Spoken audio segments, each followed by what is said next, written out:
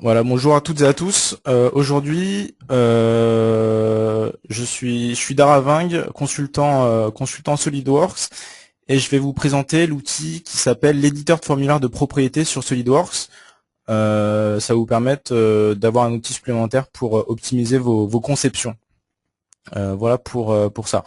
Avant de commencer, je suis désolé si je tousse un petit peu, je suis un petit peu malade, donc voilà.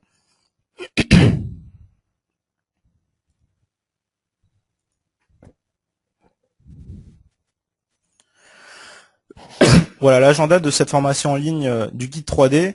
Elle va se décomposer en plusieurs parties. Donc une partie d'introduction, la définition du formulaire de propriété, qu'est-ce que c'est exactement. Je vais vous présenter par la suite les différents outils qui vont permettre d'utiliser ce formulaire de propriété. On le verra à travers d'un exemple également pour que vous puissiez voir les clics de la souris. Et ensuite, on passera un quart d'heure, 20 minutes pour répondre à vos questions et tout se passera bien. Alors, tout d'abord, en termes d'introduction, moi, ce que je prends comme exemple, c'est nous, chaque personne, on a tous une identité on a une pièce d'identité, on va avoir différentes informations qui vont définir notre personne. À savoir, on a un prénom, on a un nom de famille, on a un âge, on a un lieu de naissance, etc. Pourquoi je fais une intro sur l'identité des personnes? Tout simplement parce que sur SolidWorks, nous, ce qu'on souhaite faire également, c'est rajouter l'identité des différents plans, des différents ensembles, de manière à générer des nomenclatures et remplir des cartouches de manière automatique, sans le taper à la main comme on le faisait à l'époque quand on dessinait sur des planches à dessin. Il fallait toujours renseigner les valeurs à chaque fois. Dès qu'on avait une modification, il fallait prendre la lame de rasoir, gommer, ensuite réécrire ces éléments-là. Donc là, l'idée c'est de vraiment avoir un gain de temps à l'ajout des propriétés, des pièces, des ensembles et encore des plans.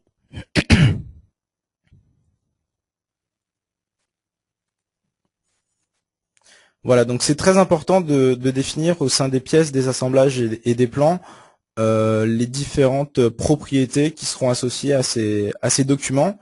Voilà, donc ici, au niveau des documents de pièces, la question qu'il va falloir se poser, c'est vraiment est-ce que j'ai besoin de rajouter une désignation, une description, qui a dessiné la pièce, est-ce qu'il y a quelqu'un qui valide mon document de pièce ou pas, quand est-ce qu'on a créé le document, est-ce que il a un matériau bien spécifique, on aimerait potentiellement avoir la masse de la pièce, est-ce que la pièce elle est fabriquée en interne, est-ce qu'elle est sous-traitée, est-ce que c'est un composant du commerce, donc toutes ces questions, il faut se les poser pour justement remplir les informations aux bons endroits.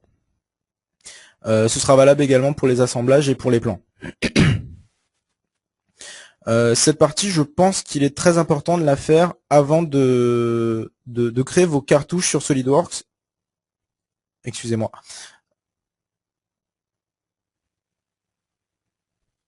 Juste un petit instant.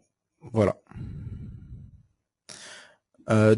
Excusez-moi. Ça c'est très important de définir les propriétés avant de créer les cartouches. Tout simplement parce que si vous arrivez à faire ce travail en amont, ça va vous permettre de créer des cartouches déjà prédéfinies avec des champs prédéfinis. Vous allez pouvoir gagner énormément de temps à la création des plans et à la création des nomenclatures. Prenez bien le temps de savoir ce que vous avez besoin de définir dans les pièces, dans les assemblages et dans les plans. Voilà. Donc le formulaire de propriété, il permet de faire plein de choses. À savoir, la première chose, c'est définir les propriétés des pièces, assemblage et mise en plan. Remplir implicitement le cartouche de votre mise en plan. Créer une nomenclature rapidement à l'aide des propriétés définies dans chacune des pièces et des assemblages. Et surtout formaliser vos documents pour justement avoir toujours des documents qui seront avec le même type de forme.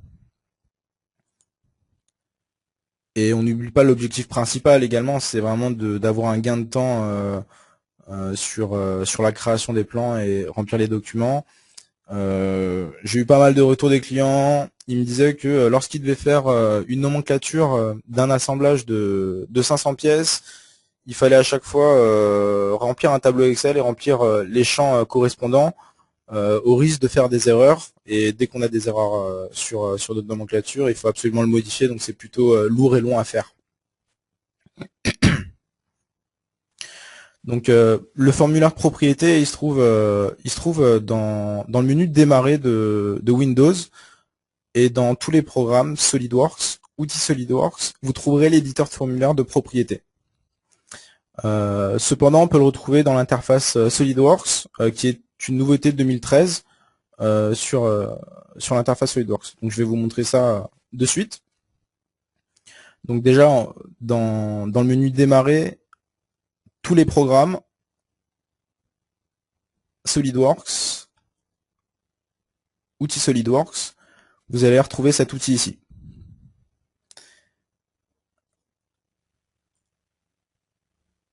Et dans l'interface SolidWorks, vous avez différents onglets au niveau du volet des tâches ici, et dans le premier onglet au niveau de la petite maison, vous avez l'éditeur de formulaire de propriété qui est présent. Alors si vous avez du SolidWorks 2012-2011, ça vous ne l'aurez pas ici en tout cas. Voilà pour ça.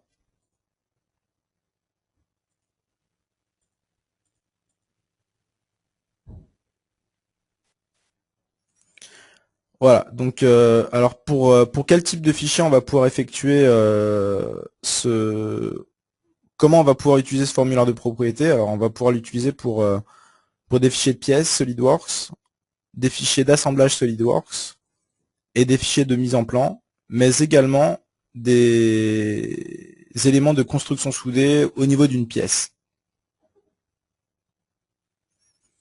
Voilà, donc tout à l'heure quand j'ouvrirai l'éditeur de formulaire de propriété, on le verra en détail. Il n'y a pas de souci par rapport à ça. À quel moment on peut l'utiliser ce formulaire? À la création du document de pièces, d'assemblage, de mise en plan, mais également en fait lorsque vous avez besoin d'effectuer des modifications sur vos documents, on va pouvoir le faire sans problème.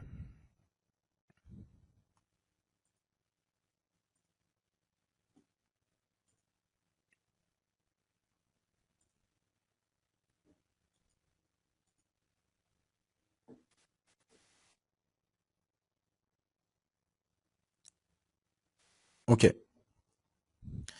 Alors comment créer ce formulaire de propriété? C'est vraiment simple. En insérant des types d'éléments sur notre modèle. Je vais ouvrir l'éditeur de formulaire de propriété pour que vous voyez exactement comment ça marche. Voilà, donc l'éditeur de formulaire de propriété en le lançant. À ce niveau-là, on va retrouver donc plusieurs choses. Tout d'abord, à gauche, on va retrouver des champs qu'on va pouvoir insérer. Ces champs-là, ce sera tout simplement des champs de zone de texte. Donc, par exemple, pour une description, vous allez rajouter un champ de zone de texte et vous allez taper votre description dans SolidWorks pour ajouter la propriété adéquate. Si on fait référence à SolidWorks, voilà, ici,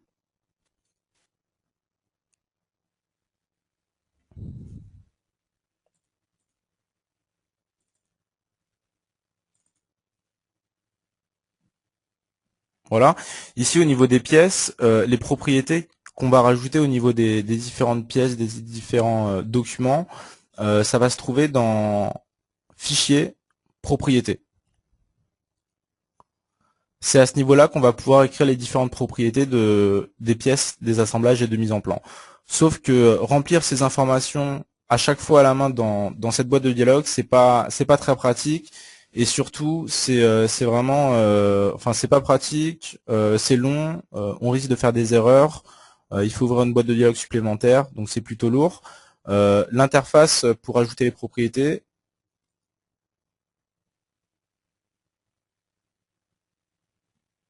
Alors l'interface pour l'utiliser, vous allez la voir en fait juste en dessous de la boule de 4 couleurs du volet des tâches, vous avez le volet de propriétés personnalisées.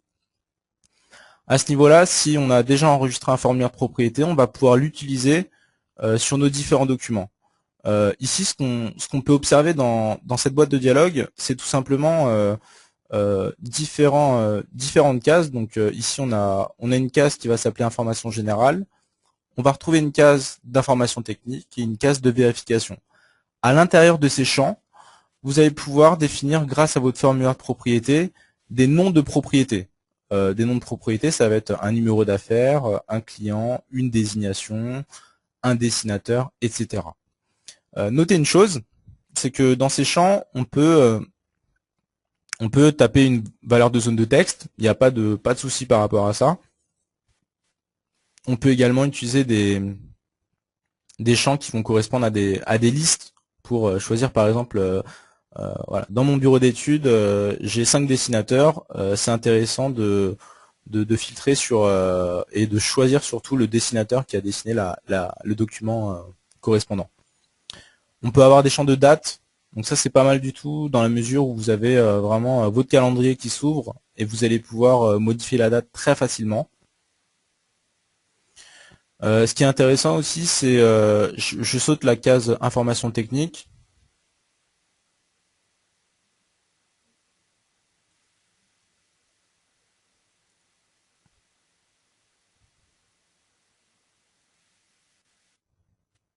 Ok. Excusez-moi, je crois que j'ai une déconnexion internet. Est-ce que vous m'entendez ou pas? Et est-ce que vous voyez mon écran?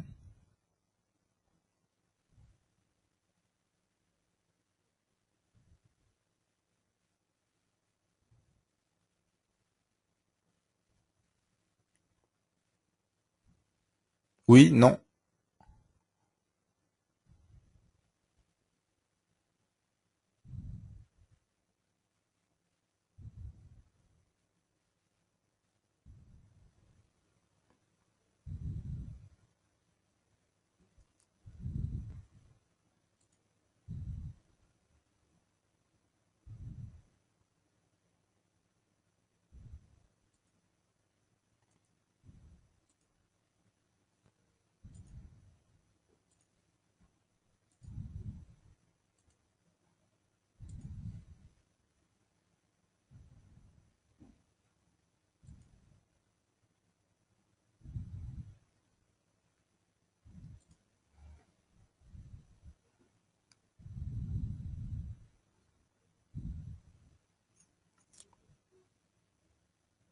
Excusez-moi. Est-ce que vous m'entendez? Est-ce que vous voyez mon écran, s'il vous plaît? J'ai une déconnexion internet.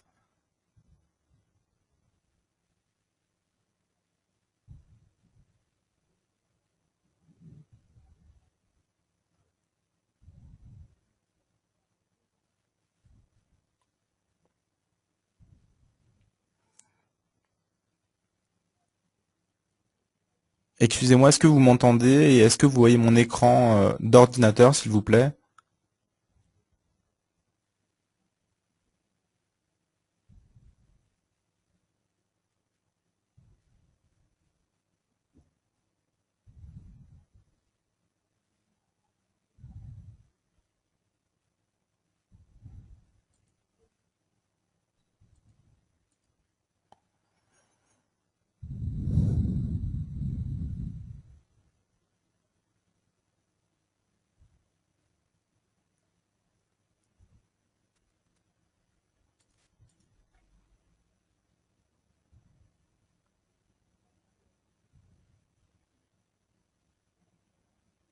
Excusez-moi, est-ce que vous voyez mon écran?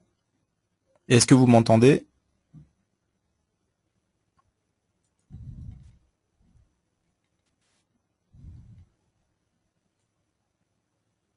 Ok, vraiment désolé de cette déconnexion. Vraiment désolé. Donc je vais refaire le point sur cette partie au niveau du formulaire. Alors le formulaire, je vais splitter mon écran en deux pour que vous voyez exactement ce qu'on souhaite réellement faire sur ce formulaire. Voilà. Donc ici, premièrement, lorsque vous créez votre formulaire, vous allez pouvoir choisir un formulaire pour des pièces, des assemblages, des mises en plan ou pour la construction soudée. Une fois que vous l'avez choisi, l'idée c'est de remplir dans des ce qui s'appelle des zones de groupe.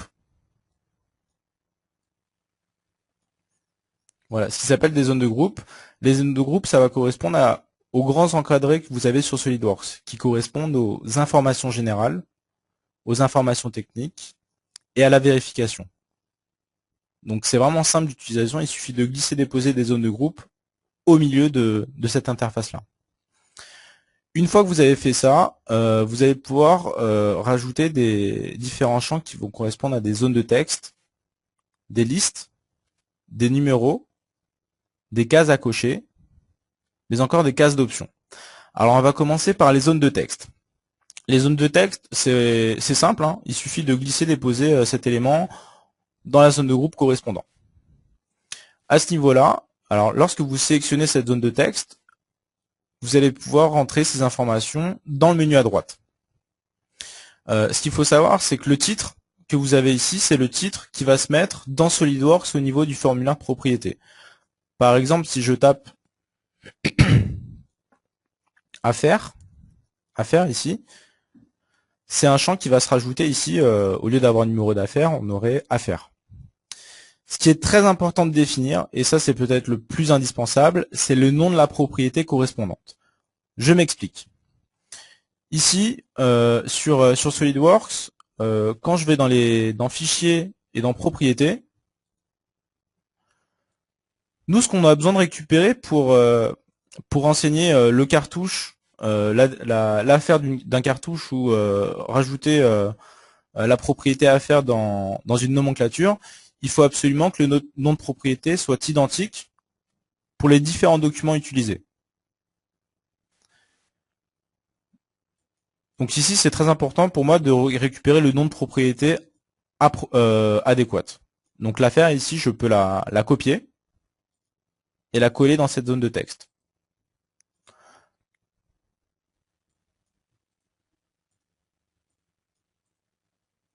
Voilà. Donc lorsque j'utiliserai ce formulaire pour un document de pièce par exemple, ben, l'affaire va venir se rajouter dans un nouveau champ de propriété dans SolidWorks. Important, c'est de savoir quel type de zone de texte on veut avoir dans SolidWorks. On peut avoir des zones de texte, des dates, ou encore oui ou non. Donc la zone de texte, c'est vraiment un champ qui sera alphanumérique, c'est-à-dire vous allez pouvoir taper du texte, vous allez pouvoir taper des chiffres, il n'y aura aucun souci par rapport à ça.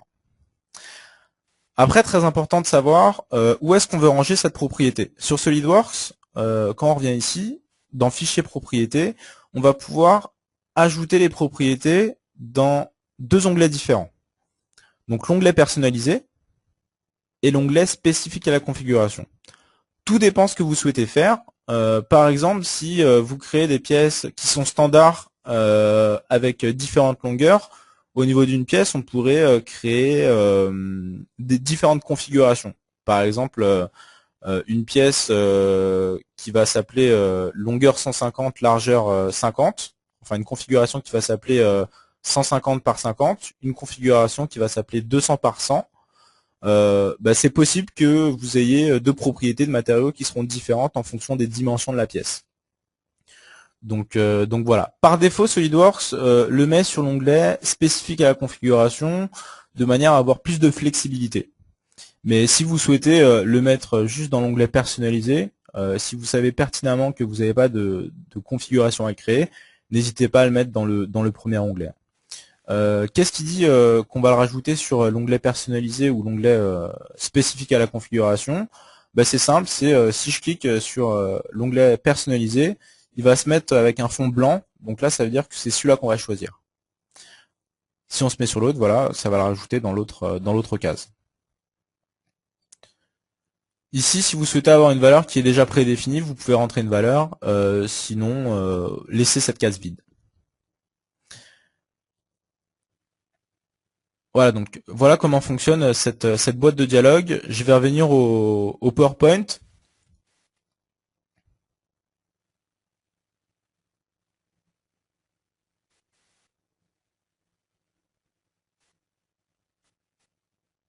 Voilà, donc la zone de groupe, Je vous l'ai expliqué. S'il y a des questions, on y reviendra à la fin de la session.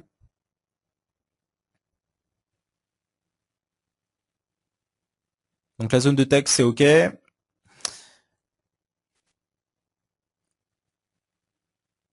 Les listes, alors ça va vous permettre justement de renseigner donc une liste de personnes qui dessinent dans votre entreprise. Donc c'est vraiment intéressant d'utiliser cette liste, hein. N'hésitez pas à cocher la petite case autoriser les valeurs personnalisées. Par exemple, voilà, vous êtes 5 dessinateurs au bureau d'études, donc vous avez rentré 5 noms de personnes ici. Si vous avez un stagiaire qui est là pour une période de 5 jours, pas forcément besoin de rajouter son nom dans la liste. Si vous cochez la case autoriser les valeurs personnalisées, vous allez pouvoir taper son nom à la main. Comment on peut utiliser cette liste? On peut l'utiliser en tapant des valeurs dans ce formulaire de propriété, en utilisant un fichier texte externe enfin qui se trouve sur l'ordinateur, en utilisant un tableau Excel ou encore une base de données Access.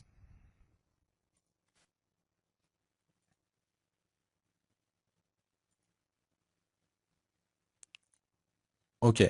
Les numéros, c'est un peu comme les zones de texte, sauf qu'on peut rentrer que des numéros.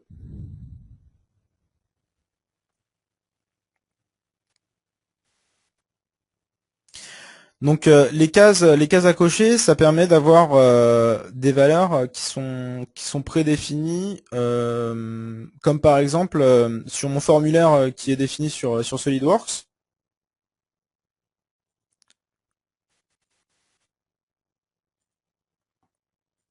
Juste là, au niveau de vérification, par exemple, si je coche vérification, je vais pouvoir dire qui a vérifié mon document et à quelle date, par exemple. Si on décoche cette case-là, on pourrait dire que on n'a pas besoin de vérifier le document, comme ça, il n'y a pas de vérification sur ce document-là.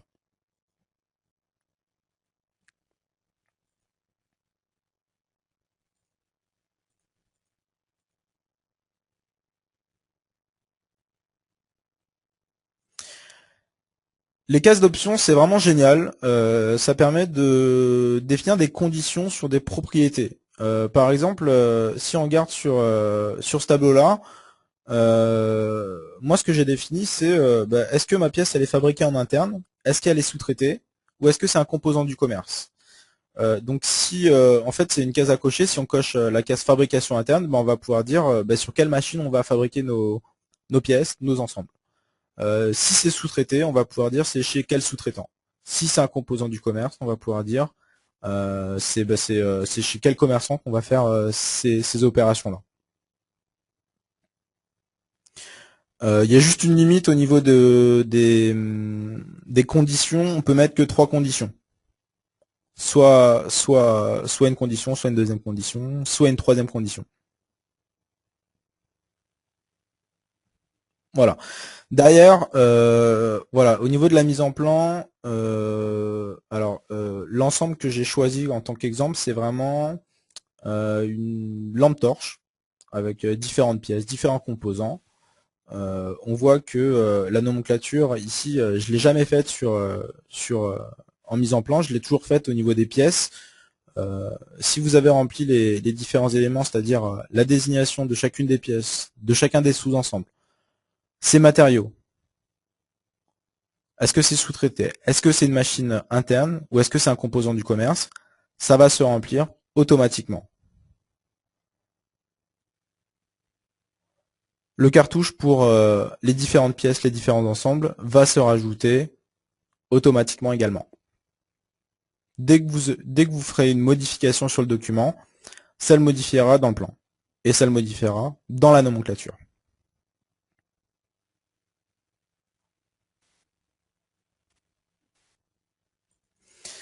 Alors,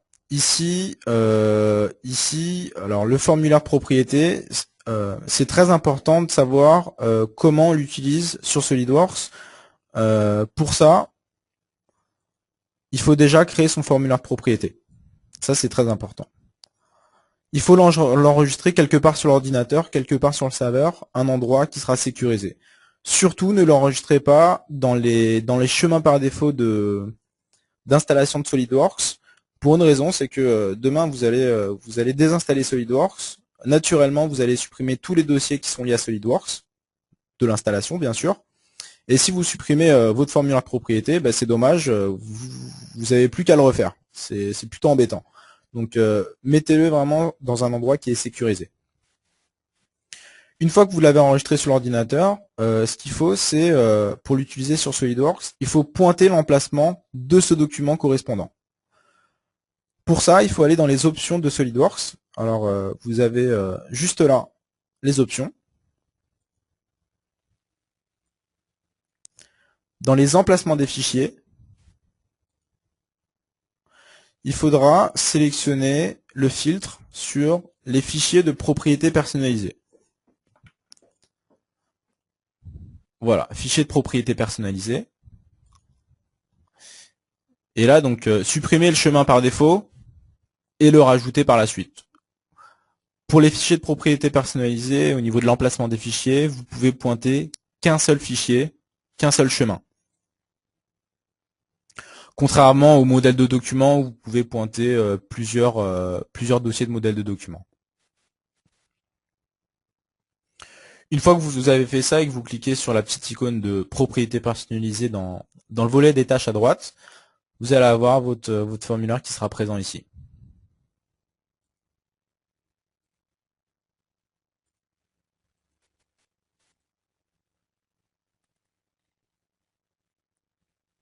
Voilà. Ici, par exemple, je vais faire un exemple. Je vais créer une nouvelle pièce.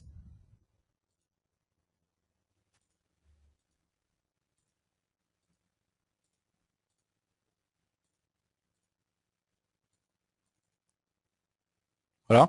En créant ma nouvelle pièce, je vais faire une plaque, rien de bien compliqué.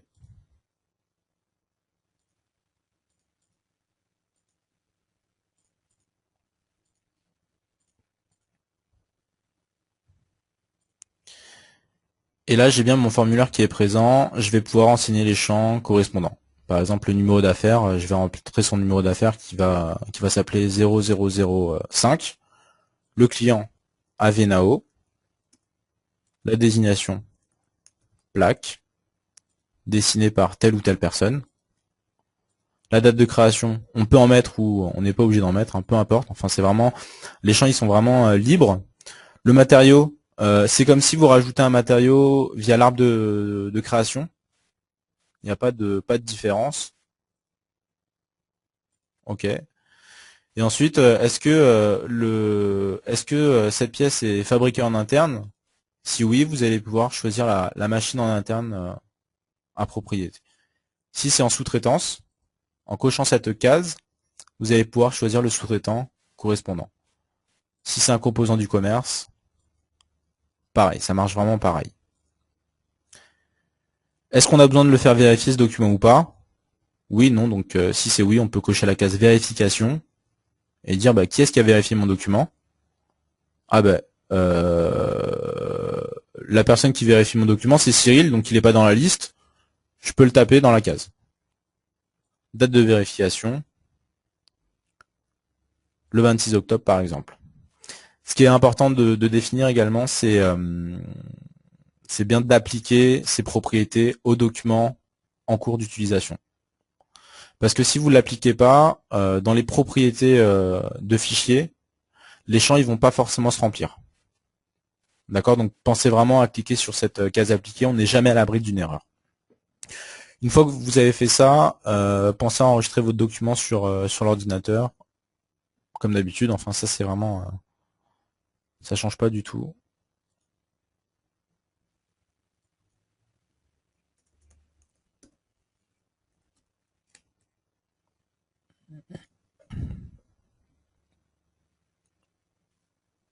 Voilà pour cette partie. C'est très important aussi, je reviens au niveau du formulaire de propriété ici. Ici, j'ai créé un formulaire pour les documents de pièces. La question qui va se poser, c'est est-ce que j'ai besoin d'en créer pour les ensembles, les assemblages, et est-ce que j'ai besoin d'en créer pour les mises en plan? Moi perso, ce que je fais, c'est que j'en crée toujours pour les documents de pièces et les documents d'assemblage. Comme ça va me permettre de récupérer ces valeurs dans les cartouches et surtout dans les nomenclatures. Voilà. Donc ça c'est très important.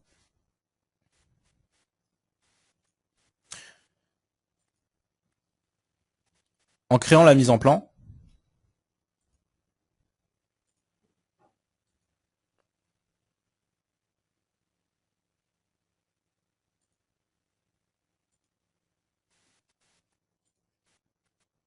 voilà, choisissez votre cartouche, votre fond de plan approprié. Donc ce qu'on peut noter, c'est que dans le cartouche ici, il n'y a aucun champ qui est rempli, hein. Vous voyez, vous avez le dessinateur, mais on ne sait pas qui a dessiné la pièce. La désignation, elle est vide. Le numéro d'affaires également. Enfin, toutes les cases ici, elles sont vides. Lorsque j'insère une vue dans la feuille, bah, c'est vraiment génial. Ça remplit tous les champs qui sont prédéfinis en amont. Voilà. Dès que, par exemple, je vais modifier la désignation de la pièce, je vais la changer en plaque version test.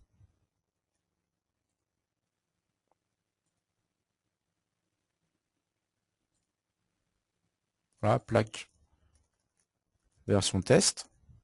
En appliquant, en reconstruisant, en enregistrant et en repassant au document de mise en plan. Voilà. Ici, le champ il se met à jour que si vous reconstruisez votre document. Voilà. Donc c'est pas mal du tout en termes de remplissage. On n'a plus besoin de rentrer dans le cartouche, éditer le fond de plan, rajouter une zone de texte ou rajouter une zone de texte à la main à chaque fois. C'est plutôt lourd de faire ces opérations.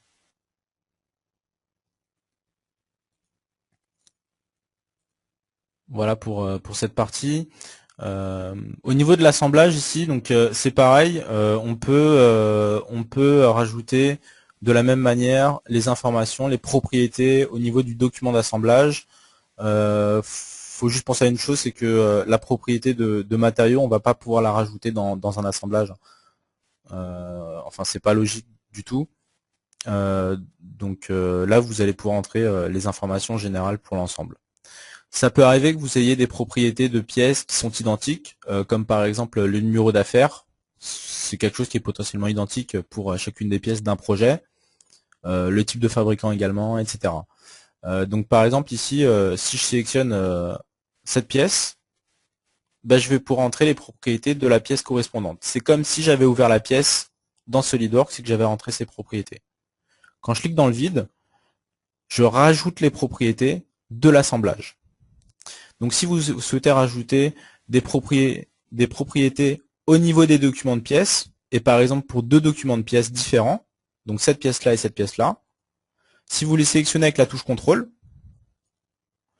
voilà, donc dans notre formulaire de propriété ici, comment ça se présente? SolidWorks il nous dit, bah, tu as sélectionné la pièce qui s'appelle Lance Cover et Head, qu'est-ce que tu vas rajouter comme propriété commune à ces deux documents? Donc voilà, le client, je peux le changer. Je vais mettre guide 3D en appliquant. Pour ces deux documents-là, ils vont avoir la propriété pour le client de guide 3D. Donc c'est plutôt intéressant dans la mesure où si vous souhaitez rajouter le même client pour tous les documents, ben, sélectionnez-les et rajoutez la propriété correspondante dans la bonne case. Lorsqu'on ouvre la mise en plan de cet ensemble,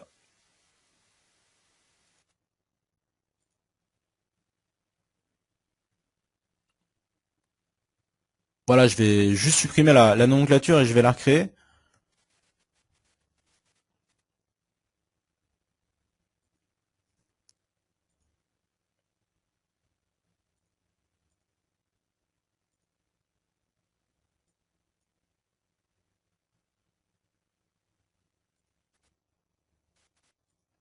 Voilà. Donc à ce niveau-là, pourquoi j'ai pas tous les champs comme ils étaient définis tout à l'heure? Tout simplement parce que au niveau de ma table ici, j'ai pris les tables par défaut de SolidWorks. Donc en double-cliquant sur une case, par exemple la colonne D, vous allez pouvoir récupérer une propriété personnalisée que vous avez définie dans le formulaire de propriété. Et bien évidemment qui sont appliquées aux documents de pièces et aux documents d'assemblage. À ce niveau-là, par exemple, j'ai besoin d'avoir le client, par exemple. Ça va bien le rajouter. Et ce que je remarque, c'est que pour tous les documents, vous avez le nom du client. Et pour deux documents en particulier, vous avez bien Guide 3D qui est venu se rajouter dans ces cases-là. En double-cliquant sur notre case, vous allez pouvoir ajouter d'autres propriétés, comme par exemple, le matériau, etc. Si vous souhaitez enregistrer une nomenclature avec les colonnes prédéfinies, comme par exemple avoir le repère, la quantité, la désignation, le client et le matériau, ici vous allez pouvoir en fait enregistrer, enregistrer sous et enregistrer votre table dans un dossier sécurisé hein, sur votre serveur par exemple, bien définir le nom.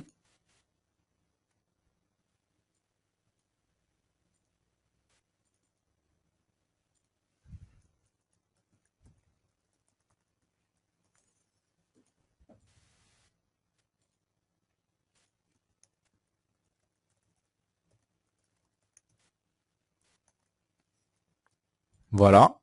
Donc là, on a enregistré nos tables. Ce qu'il faudra, c'est dans les options de SolidWorks, pointer l'emplacement des fichiers pour nos nomenclatures. Donc là, ça va toujours se passer dans les options et dans les emplacements des fichiers. Pour les nomenclatures, donc les modèles de nomenclature, il faut les retrouver dans la liste.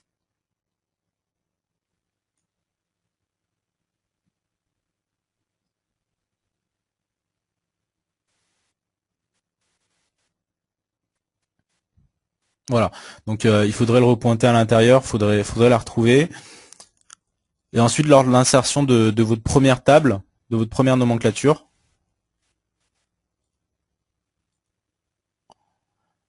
ajoutez le chemin correspondant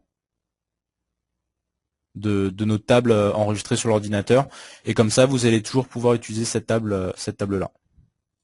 Voilà, donc ça se rajoute directement pour tous les plans.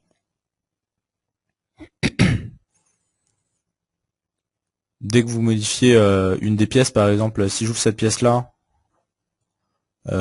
qui correspond au repère, ou plutôt la pile. Non, je vais prendre plutôt cette pièce-là, le numéro 3. En l'ouvrant, ici, vous allez pouvoir rajouter, par exemple, le client, c'est pas Guide 3D, mais c'est Renault. Appliquer, reconstruire, enregistrer. On peut quitter la pièce. Derrière, lorsque vous mettez à jour la mise en plan, voilà.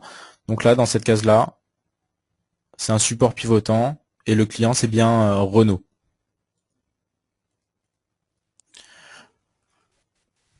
Ici, dans la mise en plan, pourquoi quand je me mets sur l'onglet propriété personnalisée, j'en ai pas ici de formulaire pour la mise en plan? Bah, c'est tout simplement parce que j'en ai pas créé pour la mise en plan.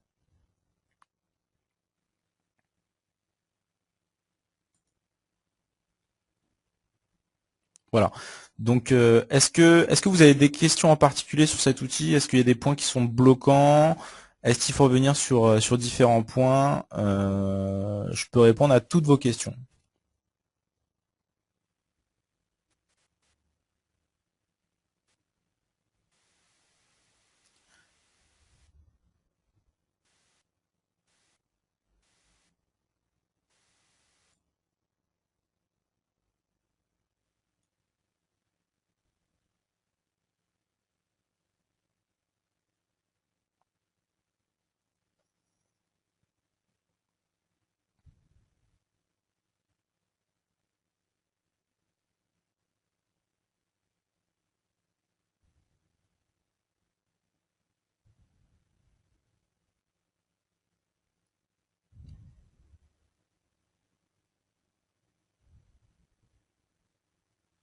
Ok. Pas de questions particulières?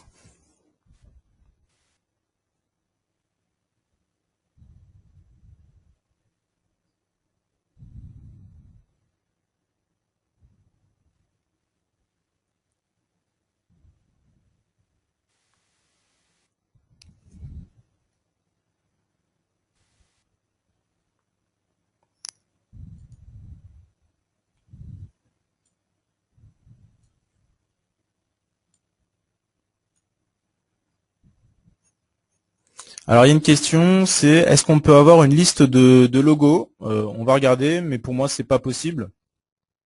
Alors sur la liste par exemple, une liste de logos. Si on prend une liste ici par exemple, je vais en créer une nouvelle.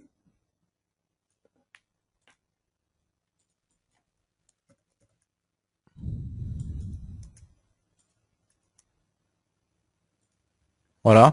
Donc ici, au niveau du type de liste, si je suis incapable de récupérer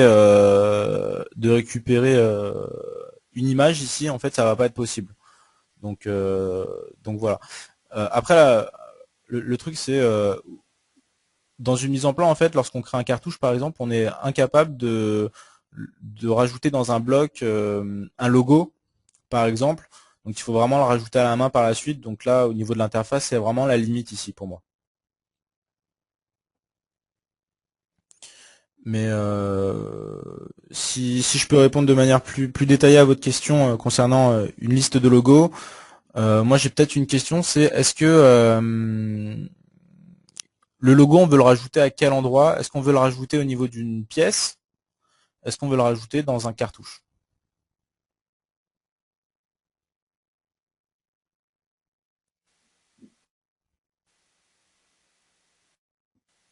Parce que dans le cas où on souhaite rajouter un logo sur une pièce pour que la pièce soit jolie, moi ce que je vous conseillerais, ce serait de plutôt créer votre bibliothèque de logos, enfin de décalques sur SolidWorks à ce niveau-là et de les insérer à chaque fois.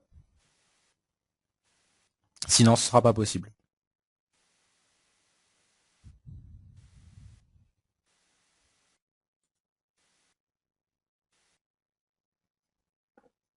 Voilà, donc pour faire une liste de logos dans un cartouche, ce sera pas possible.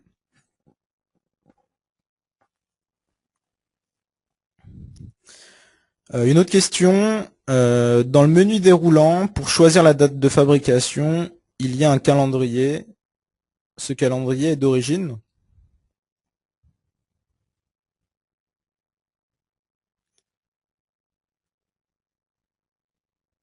Alors, le calendrier, on va retrouver deux types de calendrier. C'est-à-dire, dans une zone de texte, ici, on peut avoir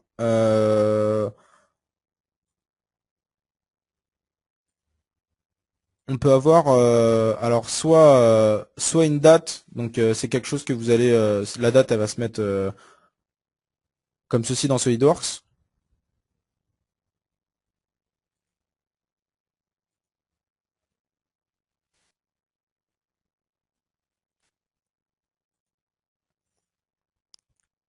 comme ceci. Donc dans une zone de texte, choisir au lieu d'avoir un texte, on choisirait la date. Donc vous allez avoir ce champ-là. Donc là c'est une date que vous sélectionnez, c'est pas la date du jour que vous ouvrez, dont c'est pas la date d'ouverture du document. Sinon, vous allez avoir un autre type de date. C'est par exemple lorsque vous sélectionnez votre zone de texte. Ici, vous allez pouvoir choisir donc une zone de texte, vraiment du texte dur. Et ici, vous allez pouvoir récupérer une propriété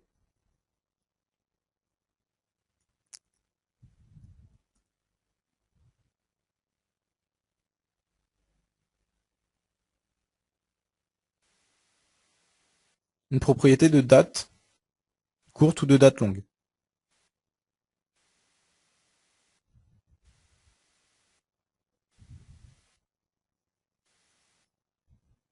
Donc le calendrier, il est lié vraiment au calendrier que vous avez sur Windows, hein.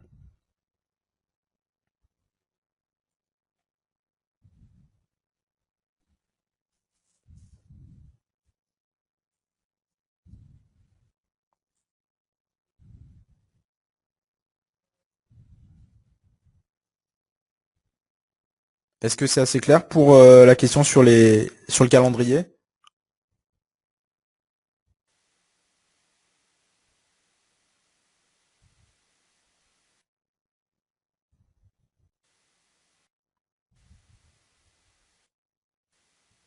Ok. Est-ce que vous avez d'autres questions?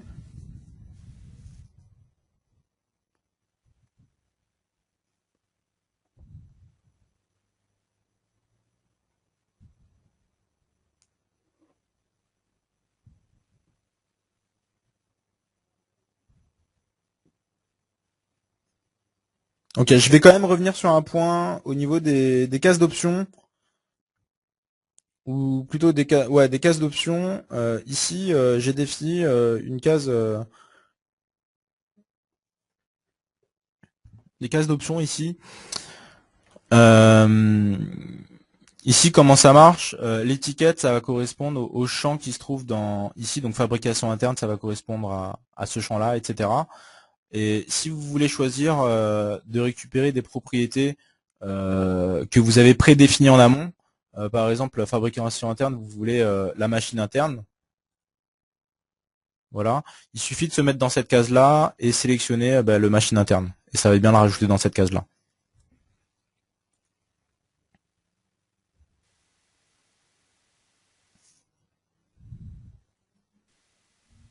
Voilà. Ensuite, pour les autres propriétés, c'est vraiment simple d'utilisation. Vous rajoutez votre zone de texte, vous la sélectionnez, ensuite vous renseignez le titre, c'est le champ qui va se mettre dans SolidWorks au niveau de l'interface du formulaire de propriété, et surtout renseignez bien l'attribut de propriété personnalisée. Ici, donc ça c'est vachement important de le définir. Les vidéos, enfin les formations en ligne, cette formation en ligne, je la mettrai sur le guide 3D. Comme ça, vous allez pouvoir visualiser les différents clics à faire. Si vous souhaitez, je peux vous fournir le fichier de présentation PowerPoint. Ça me pose aucun problème. Et je peux vous fournir également les fichiers de propriété les fichiers les formulaires de propriété que j'ai fait avec les documents de pièces associés et même les fonds de plan, le cartouche qui est déjà personnalisé. Il y a aucun souci pour ça.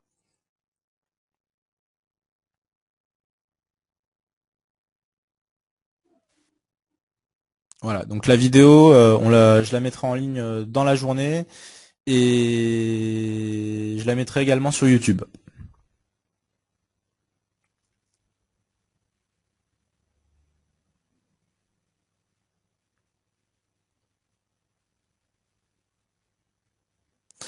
Alors pour vous faire parvenir les fichiers personnalisés, en tout cas du moins pour le formulaire de propriété et le fond de plan, je peux vous le mettre. Alors sur le guide 3D, je vais vous montrer où je veux vous le mettre. Au niveau des blogs.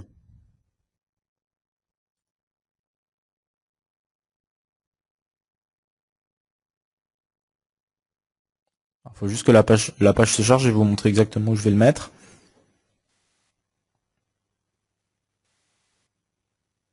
Voilà. Et au niveau des billets, j'avais déjà créé un billet sur l'éditeur de formulaire de propriété qui est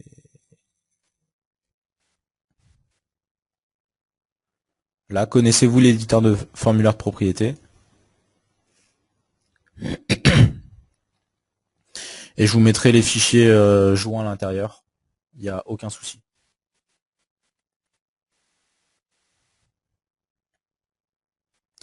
Par contre, ce sera des fichiers 2013. Hein.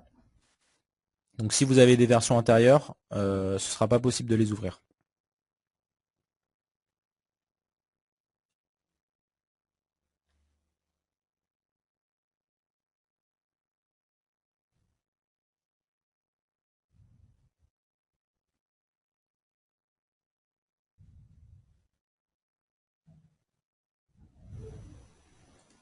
Voilà, vous avez d'autres questions?